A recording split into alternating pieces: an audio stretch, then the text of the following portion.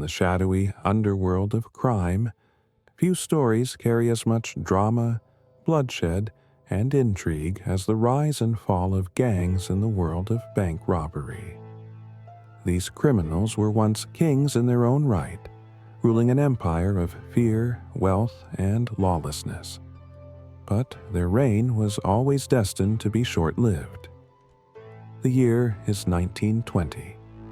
America is in the grip of Prohibition, a time when the demand for illegal booze created a power vacuum that organized crime was quick to fill. But it wasn't just alcohol that fueled these gangs. It was the promise of quick wealth and the thrill of breaking the law.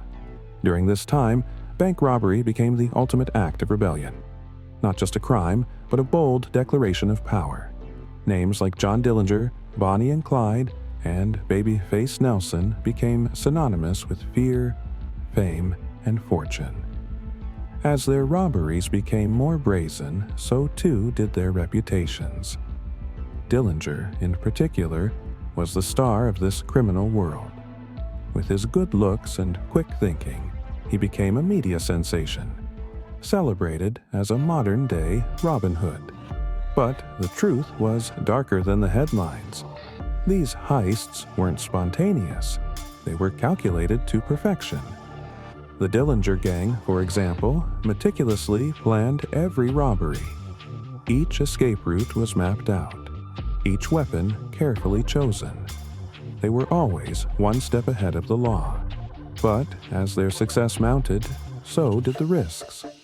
The FBI, under the leadership of J. Edgar Hoover, realized that they needed to innovate. Law enforcement's old methods were no match for the cunning of these outlaws. With new technologies like fingerprinting, surveillance, and informants, they began to close in. But even as the noose tightened, these gangs weren't ready to go down without a fight. Shootouts, ambushes, and betrayal became commonplace. For every lawman who tried to bring them down, there was a criminal willing to fight to the bitter end. One of the most infamous gunfights was the Battle of Little Bohemia in 1934. Dillinger and his gang were surrounded, but in a daring escape, they fought their way out, leaving a trail of dead officers in their wake. The brutality of these criminals shook the nation to its core. But the law was relentless. The eventual downfall of these gangs was inevitable. The betrayals within their own ranks, often driven by greed or fear, became their undoing. A single betrayal can destroy everything.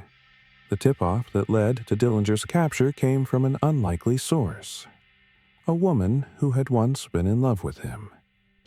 When he was finally cornered outside a Chicago movie theater, the FBI gunned him down.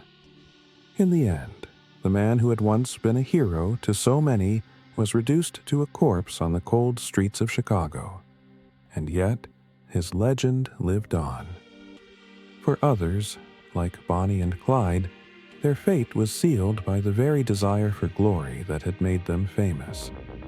They too were ambushed and killed in a hail of bullets. The public was left to mourn, but the cycle of violence continued.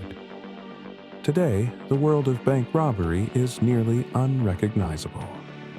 Technology, surveillance, and swift law enforcement have made the daring heist a thing of the past. But the myth of the outlaw criminal still lingers in the air. The question remains: what draws us to these figures of rebellion and destruction?